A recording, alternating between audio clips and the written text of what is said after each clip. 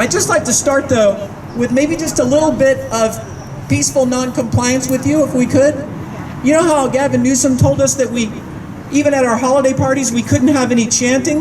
Remember that? Saying we couldn't sing, can't chant, can't sing. If you do, you have to do it at this low voice. So I'd like to, with you together, do a little chant. If you would join me, we're going to raise our voices. And this, I think, is a timely chant, right, fitting to the point. Gavin is the virus. Gavin is the virus. Gavin is the virus. Gavin is the virus. Let me hear you. Gavin is the virus. Gavin, everybody. Gavin is the virus. Gavin is the virus.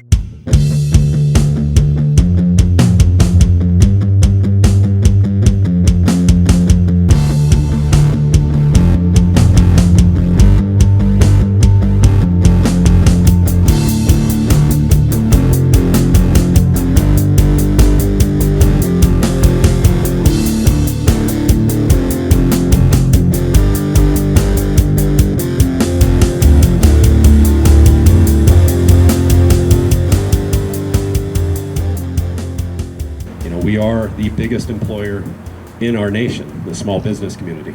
And right now, with what's been done with the small businesses and these lockdowns across the nation, but specifically where we're most concerned, in that California, we have almost an 80% job loss right now. And I don't think it takes rocket science or an economics genius to figure out that if the businesses are open and the employees don't have the jobs and making money, and we can't be reliant on it, then the government is here trying to pay us a portion of that. But these employees, including myself, are on unemployment, and you're making anywhere from $1,200 to $1,800 a month, and your mortgage or your rent is anywhere from $1,200 to $1,800, or maybe it's $2,200. You don't have the money, so you're relying on credit cards. You're living your life using your credit cards for cost of living. And that's ridiculous. You're going in more debt just to survive. And that's not a good place to be in, because at the end of that, you're going to have to pay that money back. And that seems to be the ones not taking the hit here, is those entities. And Lord forbid that some of our Congress, Senate, and those people in these powerful positions that are our employees not pay themselves. They're still maintaining their salaries at the highest level, and yet we can't pay ourselves, and we can't pay our employees, and we can't even keep our doors open. And that resonates, and that should piss a lot of people off, because it irritates me heavily that I can't afford to have a Christmas or give as I usually gave with charities and things around this time of the year. My business, I usually give over $100,000 a year, or try, in food and gifting and other things to the community, whether it's the SPCA or give kids the world or things like that. And I have no ability to do that now, and I think that in itself should upset a lot of us currently. Hi everyone. Thanks for the chance to be with you today during what is shaping up to be not the brightest holiday season. I know for many folks, for a number of reasons. Well, really just one big reason. That's our governor and what's been forced upon our state. As some of you may know, I've been battling this one-man rule for some time now on a number of fronts, in the courtroom, in counties around the state, and in our legislature, or at least what remains of it. The legislature, for the most part, has decided to take the year off, and only managed to show up for a single day in the last 4 months of the year in order to be sworn in a basketball stadium. So that's the California legislature for you. As much anger as there is at the governor, I mean, save a little bit for the legislature as a whole, because they've enabled him. The governor has taken a sledgehammer to representative government in California. I don't want to be the realtor doing short sales or foreclosures. I want you guys to stay open, stay in business, keep your employees up and running. Stand strong. Forget the fines, because you're all going to be in it together. If you guys all stay open, what are they going to do? Sue everybody? The government wants to come after your business, okay? So if it were me, I'm still doing real estate and I'm considered essential, but you know what? I have to eat. And I like getting my hair colored, as you can tell I haven't, but you guys all have families. People are trying to keep one person home to educate their children on Zoom. They're you know, they don't know how to do it. They don't know how to teach for the most part. I mean, some do. But what I did was I went on GoDaddy and I got saveourbusinesses.net.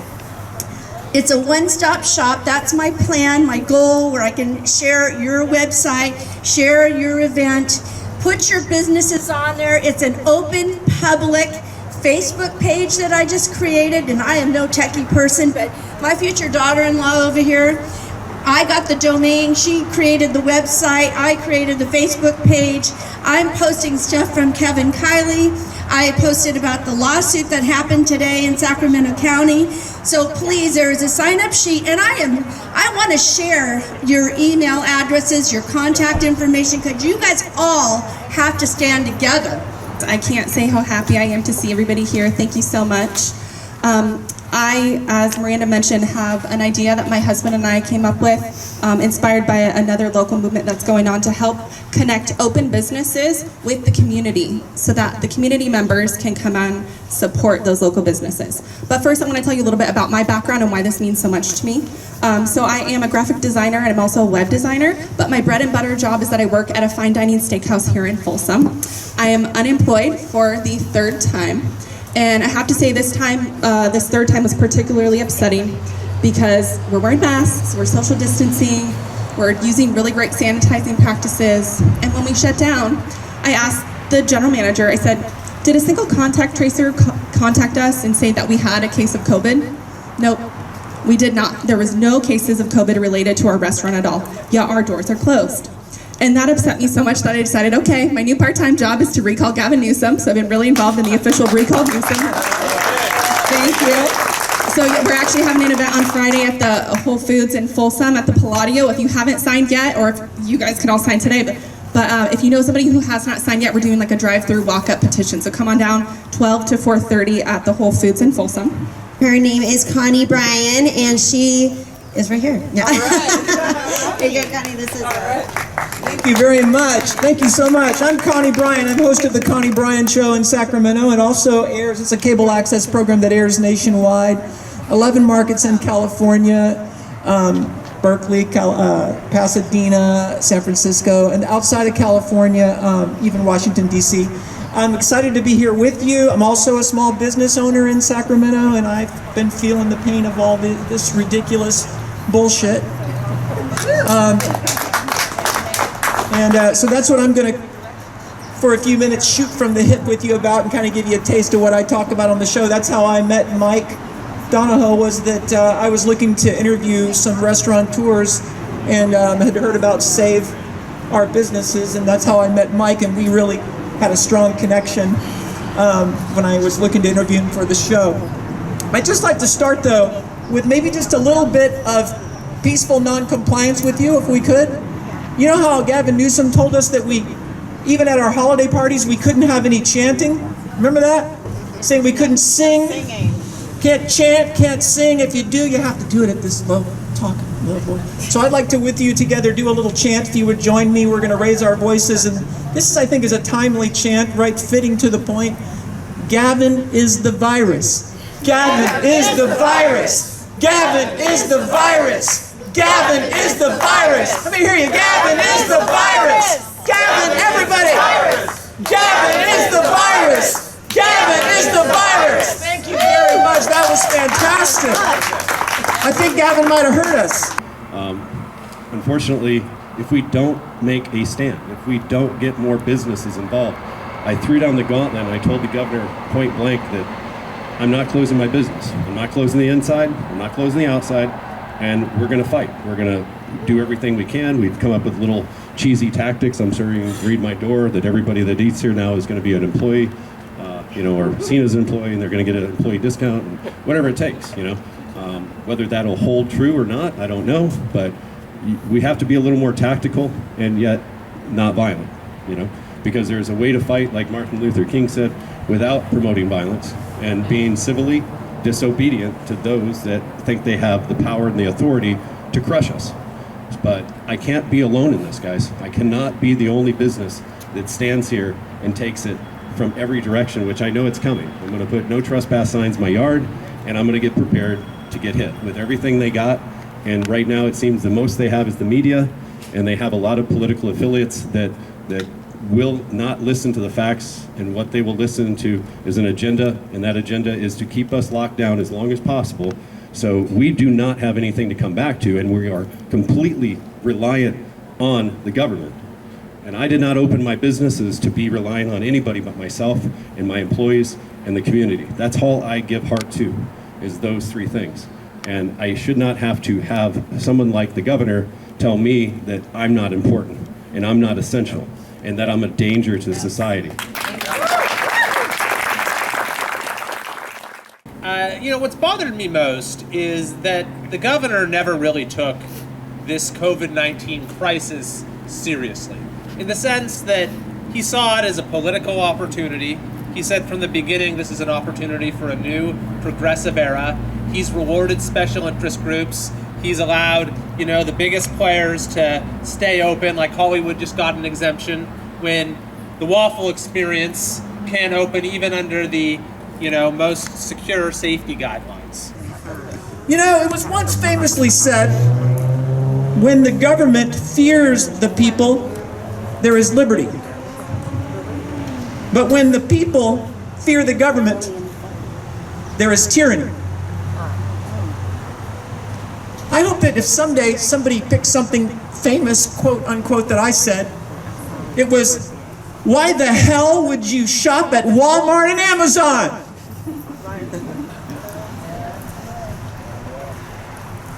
Americans are waking up and rising up now en masse. I feel that from you here today. Your patriotic, we the people resistance energy, I feel it.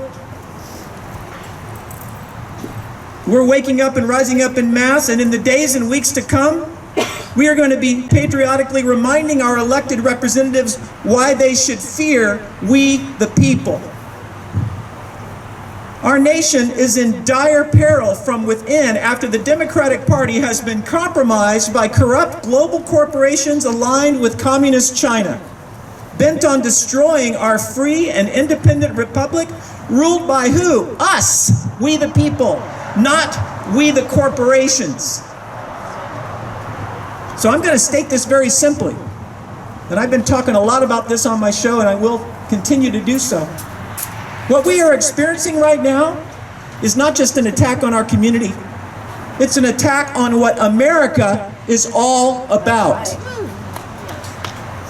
And we are on the edge. Listen to me closely. We're on the edge of a potential second civil war to protect and preserve our precious republic, to protect the American dream for ourselves and our future generations. That's why we're here today, is to try to keep it from getting to that point and to protect that American dream for our community here in Sacramento and set that example for the rest of the nation. If that wasn't clear enough, I want to say it a little more simply. This virus, quote unquote, is being dishonestly exploited. It is being used as a political weapon. This attack on what America is fundamentally all about is being committed by global corporate-controlled politicians like Gavin Newsom, the real virus. I'm tired of not being considered essential. I'm tired of being called non-essential. We did buy the web domain, sacramentofreedom.com. I was up till the wee hours trying to get the website built. Wasn't quite able to get it up and running today, but you'll see that middle table there. That clipboard is, if you are a business and you are open and you want people to find you, Mike has been so brave and he's leading the charge, but we don't want him to be alone. If we can widen that target and get more people to stand with him, then that target's gonna be so wide, who are they even gonna come after? So I would encourage you to sign up. If you have an open business, please do sign up on that list. We will have sacramentofreedom.com up and running in the next couple of days. There you'll be able to submit your business online. And what we're gonna do is we're gonna wait until we have a few in each category. So we don't wanna put one open salon up by themselves to be targeted. We're gonna wait till we have 5 or 10. We're gonna put those up together so that everyone can be unified, so there's not just one direct target there. Stop closing your doors. Stop fearing that they're gonna hit you with something, because they can't hit all of us. And when they do, we'll circle back around and we'll support one another. But if one man or woman's business gets taken down or hit, we all need to circle the wagons and come to their aid. Because the only way to fight this kind of totalitarianism and this kind of like fight, you know, the way they're fighting it is only by unity. We cannot fight these battles individually. We have to be together, we have to have the masses, and we have to be straightforward and blunt and honest and take it every time it comes at us by the best way we can. And that is to, you know, say, no, we're not closing, we're done. And I'm not gonna suffer any more consequences of loss of revenue. I can't afford it. And I'm sure most of you are in the same boat. I can't afford to pay myself. I can't pay my landlord. My landlord is out here. Sean, wave your hand. And Sean has been an incredible landlord. And my other landlord is right here, Carol, wave your hand. Okay, Carol is my Natomas landlord. I owe Carol, what, 32, 40,000 now, something like that? And I owe Sean probably 85, 90,000 right now in back lease. And I would love to have Sean talk to that, or Carol, but they're in the same boat we are. They're being asked to pay their mortgage companies wherever their notes are for their properties, and the bank wants 100% of that. Meanwhile, the businesses have lost 100% of their sales. They have nothing to pay their landlords with. So how fair is it that the owners of the business and the landlords have to come up with 100% when the government literally was closing us down with no revenue? Where is that money going to come from? I mean, unless we take out a freaking loan. So now you got to take out a loan to pay for something, and then where? Then what? You have another situation over your head. And in some cases, these aren't small loans that you would have to take out to pay back your landlord. Mine alone would be over $100,000 right now. We need to support this wonderful business here, all of your businesses. So please, sign that sheet. I'm going to create a group and share that contact so that you get information about what Sue Frost and Jack Frost are doing, and Stacy and Ryan. And put your businesses on there. Post on saveourbusinesses.net. Share it to everybody. Post it on Save Our Businesses Facebook and say, hey, we're open. Come out. Everybody can see it. I got an email today from some businesses that are open. I'm going to put that on there. It happened just as I was walking out the door. So, it's what I want to do. I'm passionate about it. I want to help you. I want to help the children. I know you're stressed. I have grandkids that are so sad because they don't get to see their friends. They don't get to go to get pizza or ice cream or anything, and we need to fix this. So please, share that Save Our Businesses. I will have tags for every other group that is on this same page to help us. And if you haven't signed, recall. You don't shut down small businesses. You don't shut down working class Americans and destroy their livelihoods, deeming them non-essential, all the while prioritizing and allowing Wall Street corporations to be deemed essential, while they rake in record profits all over a virus that is not an existential threat to the vast majority of the population.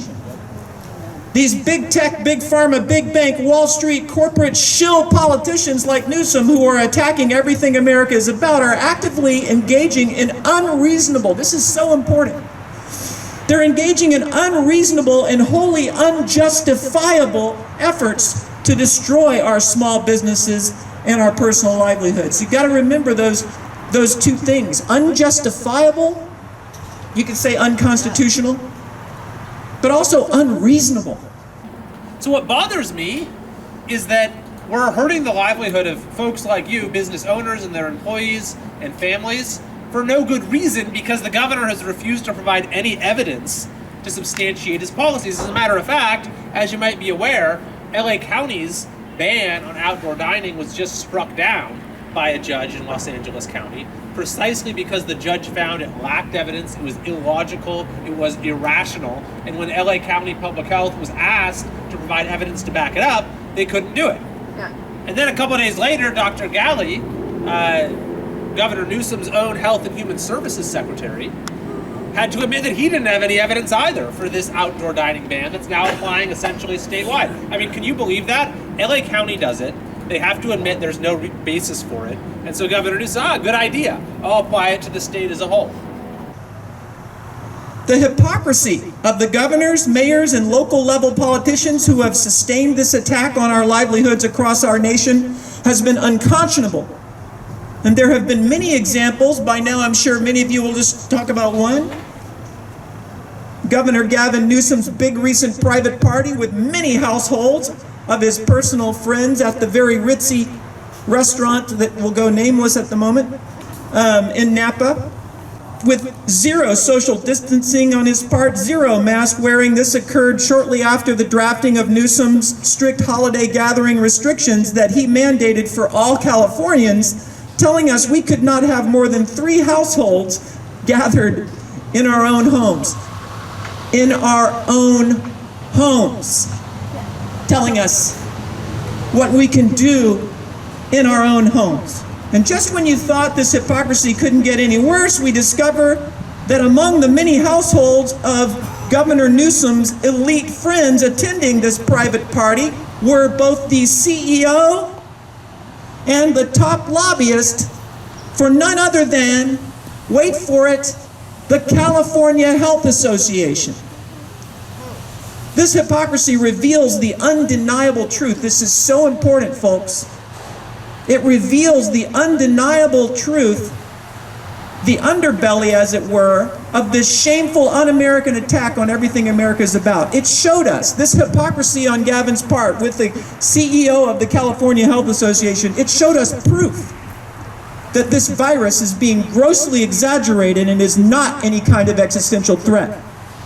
How can it be an existential threat when the governor, joined by the CEO and his top lobbyist of one of California's top health associations, are clearly themselves not concerned about this virus, to use social distancing and mask wearing? Can you answer that question for me? If it's a concern, why aren't they showing any concern? You know, the governor went out and ate in Napa Valley, and I know we all know about that. I do not want to beat up that restaurant, because I would have probably had him dine there too, because you're so strapped, you'll take anything you can get. So the meal was $350. That's the average that an employee is making per week. So the governor's one meal was the whole income of one of your employees for a 40-hour work week, or what they typically make on unemployment. You know, and he has no compassion or care about that, in my mind. So, you know, I am done. I'm done begging for permission to open. I'm done trying to figure out ways to sell or organize my business so I can pay my bills and stay alive. And I am not going to stop fighting this. They can come at me with everything they got, but I need you all to sign on with me, okay?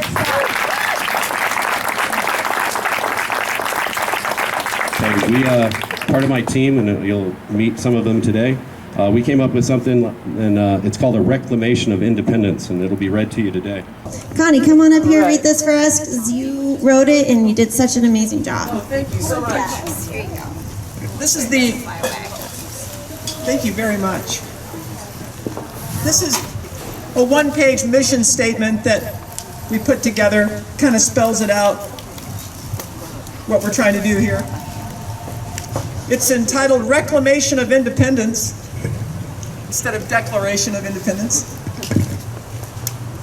And it says, whereas we the people of the United States of America are endowed with certain inalienable rights, among them being life, liberty, and the pursuit of happiness. And whereas those inalienable and constitutionally guaranteed rights include the free enterprise operation of our small businesses and the ability to provide for our own independent livelihoods, we, the undersigned, declare our allegiance to those constitutionally guaranteed rights, and as such, we hereby reclaim our independence from the governor's unconstitutional infringement thereupon. We, the undersigned, are keeping our businesses open in patriotic non-compliance with Governor Newsom's unconstitutional and unreasonable lockdowns and group gathering prohibitions, which have already been declared both unconstitutional and a gross abuse of the powers of his office by California judges, and which Governor Newsom himself has hypocritically ignored, joined by top executives of the California Health Association at a recent elite private party held at a restaurant in Napa, California, in deliberate and direct violation of his own unconstitutional group gathering prohibition mandate. Our founding fathers stated that these inalienable rights guaranteed to us by the United States Constitution are self-evident. As such, and as we are not under a king's rule in these United States, our inalienable rights are not subject to the arbitrary allowance or lack thereof by non-legislative body dictates from the governor, ostensibly over a virus that the CDC has admittedly told us all along that the vast majority of Americans who contract it will only have mild symptoms or be completely asymptomatic. The understanding of a lack of any existential threat from the virus to the vast majority of the population has been confirmed by some of our nation's leading doctors who authored the Great Barrington Declaration, which has now been signed onto by approximately 50,000 other physicians, MDs, virologists, medical professionals across our nation, and demanding that we return to normal and get our children back in the classroom now.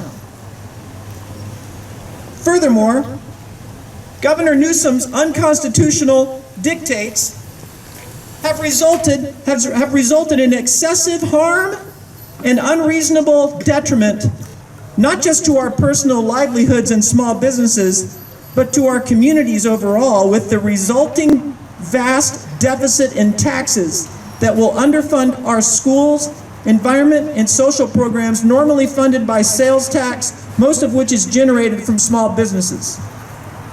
In our closing paragraph, this reclamation of independence sends a clear message to all our elected representatives who took an oath of office to protect and defend the Constitution, and also sends a strong reminder to each one of them that they work for the people, and they represent every life that's been affected by this pandemic, including all those who have lost their businesses, their jobs, and their ability to provide for their families, while every single elected official and government employee continues to receive their paychecks.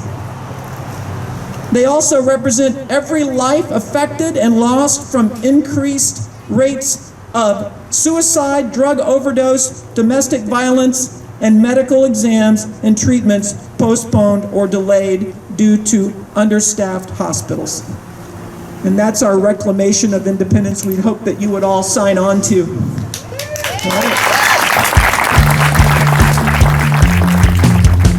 So I'd like to, with you together, do a little chant. If you would join me, we're going to raise our voices. And this, I think, is a timely chant, right, fitting to the point. Gavin is the virus. Gavin is the virus. Gavin is the virus. Gavin is the virus. Let me hear you.